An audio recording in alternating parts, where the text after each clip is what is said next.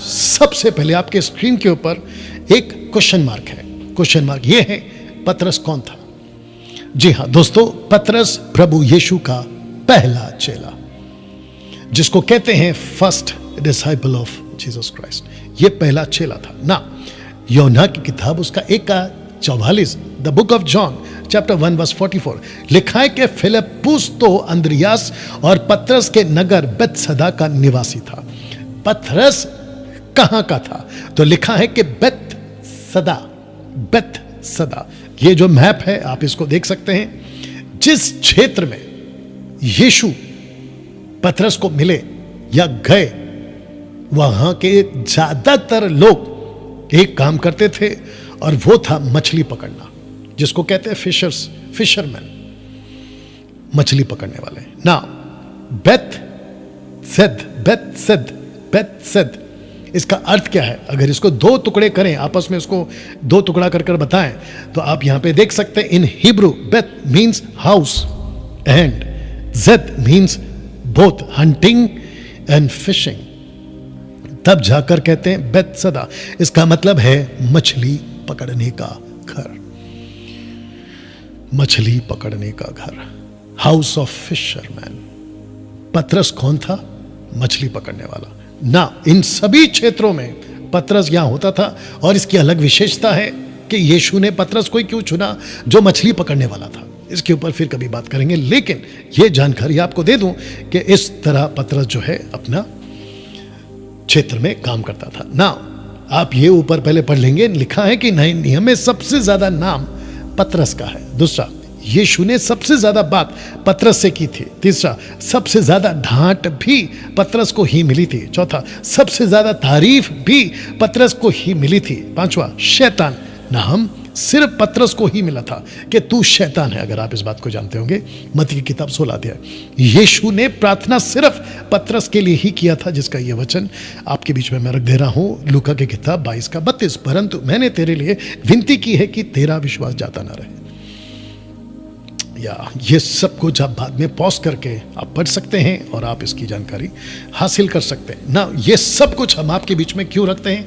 ताकि आपको basic study, basic जानकारी मिल सके। तो मैं वापस कह देता हूं कि नए नियम में सबसे ज्यादा नाम पतरस का, यीशु ने सबसे ज्यादा बात पतरस से की, सबसे ज्यादा डांट भी पतरस को ही मिली, सबसे ज्यादा तारीफ पतरस की को ही मिली या उसकी होती थी। पतरस को शैतान कहा, सिर्फ पतरस को और पतरस के लिए ही प्रार्थना भी किया, क्योंकि पतरस एक ऐसा व्यक्ति था जिसको हम समझते हैं कि परमेश्वर ने अद्भुत तरीके से इस्तेमाल किया 4 किताबों के माध्यम से। पतरस ने कहा तू मसीहा, परमेश्वर पिता, जिसको हम कहते हैं ऑलमाइटी गॉड, उस व्यक्ति ने जिसका नाम है पतरस, उसको रिवील किया, उसको प्रकाशन दिया कि जिस यीशु को तू जिसके पीछे चल रहा है 3.5 साल से, वो कोई और नहीं है, ये वही मसीहा है जिसकी प्रोफेसी दानियल ने, जिसकी प्रोफेसी कई नबियों ने करी थी। मसीहा, जी हां ना। तब ही नीचे एरो देख लीजिएगा, लिखा है कि पतरस का नाम बदला गया। जैसे ही यह प्रकाशन मिला, पतरस का नाम बदला गया। मत्ती 16:18। और मैं भी तुझसे कहता हूं कि तू पतरस है और मैं इस पत्थर पर अपनी कलीसिया बनाऊंगा। अरामिक में कैफा और ग्रीक में पेट्रोस, जिसका अर्थ होता है रॉक, पत्थर, जो कि वचन आपके बीच में रखा गया है। बहुत सटीक और बहुत अर्थ के साथ परमेश्वर अपने लोगों को चुनता है और अपना काम वो करता है ना।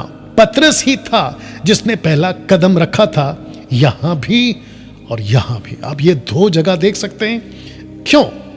क्योंकि पतरस को पता था, जब यीशु को उसने पानी पे चलता हुआ देखा, पतरस ने बाकी जितने 11 चेले बोट में दुबक कर, छुप कर, डर कर बैठे थे, आंधी है, तूफान है, मर जाएंगे, XYZ। पतरस ही था, पता नहीं क्या हुआ उसके साथ में। उसने जैसे ही यीशु को पहचान लिया, उसने कहा कि अगर आप हो मैं भी चलूंगा। पतरस था जिसने फर्स्ट टाइम, उसके बाद किसी ने नहीं, क्योंकि रिकॉर्ड नहीं है इसलिए कह रहा हूं। यीशु के बाद अगर कोई पानी पे चला, यह शख्स था जिसका नाम है पतरस। यह पतरस ही था जो यीशु की कब्र में पहला पैर रखा। क्योंकि भागा पहले यूहन्ना, उसके पीछे से भागा पतरस। यूहन्ना पहुंच चुका था लेकिन उसने कदम नहीं रखा, लेकिन जब पतरस पीछे से पहुंचा वो अंदर गया, जिसका रिकॉर्ड आपकी बाइबल करती है ना। मैं आपको फिर से याद दिलाता चलूं कि जितने फेसबुक पर अभी देख रहे हैं, क्या आप शेयर कर रहे हैं, क्या आप दूसरों तक इसको बांट रहे हैं, क्या ये जानकारी आप लोगों तक पहुंचा रहे हैं, प्लीज करिएगा। पतरस ने ये रूप देखा था, पतरस ने ये रूप देखा था, पतरस ने यीशु को इस तरीके से उसका रूपांतर होते हुए देखा था। बाइबल कहती है कि यीशु के वस्त्र इतने श्वेत सफेद थे कि कोई धोबी भी इतना साफ नहीं धो सकता था, चमकता हुआ। और पतरस ने यह दृश्य देखा था, उसने एलिया को देखा, उसने मूसा को देखा, और उसने यह आवाज सुनी ऊपर से आते हुए, ये मेरा प्रिय पुत्र है, इसकी सुनो, इसकी सुनो। मूसा की नहीं सुनना है, एलिया की नहीं सुनना है। और ये जितने भी प्रॉस्पेरिटी और सो कॉल्ड पावर मिनिस्ट्री जो चलाते हैं ना, इनको भी कह दूं कि तुम अभी भी मूसा की सुन रहे हो, अभी भी तुम एलिया की सुन रहे हो। अगर अभिषेक के पीछे भाग रहे हो, अगर व्यवस्था के पीछे भाग रहे हो, तुम अभी भी मूसा और एलिया की सुन रहे हो। जबकि ऊपर से आवाज आई, मेरे बेटे की सुनो, मेरा बेटे की सुनो। इसका मतलब है यीशु की सुनो। यहां ऐसे बहुत सारे ग्रुप हैं, यहां ऐसे बहुत सारे पास्टर्स हैं, यहां बहुत सारे बाइबल टीचर हैं जो सबके पीछे चलाते हैं जैसा उनको ठीक लगता है। लेकिन उन 10% में, जिसमें मैं खुद की गिनती करता हूं, आपको हम यीशु के पीछे चलाते हैं। पतरस का इनकार करना चारों पुस्तकों में, यीशु और उसके जितने लेखक हैं और यह बात को बताना चाहते थे कि पतरस ने पहले यीशु का इनकार किया, और उसके बाद जिसको कहते हैं ना कि जो जख्मी शेर होता है, वो साधारण जो शेर होता है ना, उससे डबल खतरनाक होता है। जो व्यक्ति नीचे गिरता है और जब वो उठता है तो बड़ी तेजी के साथ उठता है, जो पीछे जाता है वो बड़ी ताकत के साथ आगे आता है। पतरस का गिरना, यीशु का इनकार करना, उसके अंदर की जो तड़प लौट कर आई, ये चारों किताबों ने रिकॉर्ड किया ना। वो पतरस ही था जिसको कहा भेड़ों की रखवाली कर, पतरस ही था। इसने कहा, मैं 3 बार यीशु को कहा, मैं नहीं जानता, नहीं जानता, नहीं जानता। यीशु ने 3 बार कहा, मेरी भेड़े, मेरी भेड़े, मेरी भेड़े, रखवाली कर, उनको चरा। इसके ऊपर मैं अलग से वीडियो बना चुका हूं ना। दोस्तों, अभी तक कैसा लग रहा है, आप कैसा महसूस कर रहे हैं, आप मुझे फेसबुक पे, आप कमेंट्स में जैसा ठीक लगे आप लोग डालकर बता सकते हैं। हैशटैग मसीह जनता के नाम से भी डाल सकते हैं। वाह, पतरस की परछाई ने कई लोगों को चंगा किया। आप ये चित्र देख सकते हैं। पतरस एक मात्र ऐसा डिसाइपल जिसको परमेश्वर ने इतनी ताकत दी कि पतरस, तेरे हाथों से तो चमत्कार होगा, सब कुछ तेरे हाथों से तो कराऊंगा, लेकिन एक ऐसा वक्त आएगा कि तू इतना फेमस हो जाएगा, मैं तुझे ऐसा अनुग्रह दूंगा कि तेरी परछाई से लोग ठीक होंगे। और यह दृश्य वही है कि जहां जहां पतरस की परछाई पड़ती थी, लोग ठीक हो जाते थे। क्या डैनियल भाई आज हो सकता है? बिल्कुल हो सकता है। क्या प्रभु आज चमत्कार करता है? बिल्कुल करता है, मैं इस बात को मानता हूं। क्या आज भी ऐसा कुछ करवा सकता है? बिल्कुल करवा सकता है। लेकिन उन सब से बच के रहो जो ऐसा करके यीशु के नाम पर पैसे कमाते हैं, पैसे का डिमांड रखते हैं, कभी तेल बेचते हैं तो कभी पानी बेचते हैं। ऐसे लोगों से आपको बच के रहना है, क्योंकि पतरस अगर चाहता उस वक्त लाखों करोड़ों रुपए कमा सकता था, लेकिन उसने ऐसा कोई शर्त नहीं रखा। और दूसरा बता दूं, पतरस अपने पीछे बॉडीगार्ड्स लेकर नहीं घूमता था। बॉडीगार्ड समझते हैं ना, आजकल अब बड़ा तमाशा चल रहा है, खासकर पंजाब में बॉडीगार्ड्स लेकर घूमते हैं, पुलिस लेकर घूमते हैं।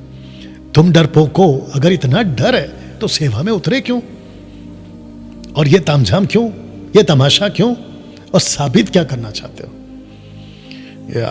तो जिसके चलते दोस्तों ये बात आपके बीच में रख रहा हूं कि पतरस की परछाई ने कई लोगों को चंगा किया था। पतरस को छुड़ाया गया था जेल से। आप इसको एक चमत्कार के रूप में देख सकते हैं, कोई दिक्कत नहीं। एक बड़ा आश्चर्यकरम पतरस के लाइफ में हुआ, देख सकते हैं, कोई दिक्कत नहीं। लेकिन इसके पीछे एक मकसद है कि पतरस को जेल से क्यों छुड़ा। अगर नहीं छुड़ाते पतरस को जेल से, एक्ट चैप्टर 12 की कहानी बता रहा हूं, अगले दिन इसका मौत होने वाला था। लेकिन इसका मौत नहीं हो, क्योंकि यीशु ने कहा था, पढ़ लीजिए यूहन्ना 21:18 में, मैं तुझसे के सच सच कहता हूं, जब तू जवान था तो अपनी कमर बांधकर जहां चाहता था वहां फिरता था, परंतु जब तू बूढ़ा होगा, इसका मतलब है जब वो यहां था तो वो जवान था, लेकिन जब वो, एक जगह की फोटो दिखाऊंगा, जब वो रोम पहुंचा, वहां तक पहुंचने तक ये बुढ़ा हो चुका था। तो यीशु ने कहा, मैं तुझे यहां से इसलिए छुड़ा रहा हूं क्योंकि काम बहुत करना है। सब मर रहे थे, याकूब का गला काटकर मार दिया गया था, पतरस तब भी था। स्टीफन को पत्थर से मार दिया गया, ये तब भी था। एक्ट चैप्टर 8 में लिखा है कि कलीसिया तितर बितर हो गई, पौलुस सबको मार मार कर और कितनों को कत्ल कर कर कितनों को जेल खाने में डाला था। उसके बावजूद पतरस था। क्यों? क्योंकि यीशु चाहता था कि यह आखिर तक, यानी कि बुढ़ापे तक, बहुत सारी कलीसियाओं को स्थापित करे, बहुत सारी बातों को रखे और उसके बाद मरे।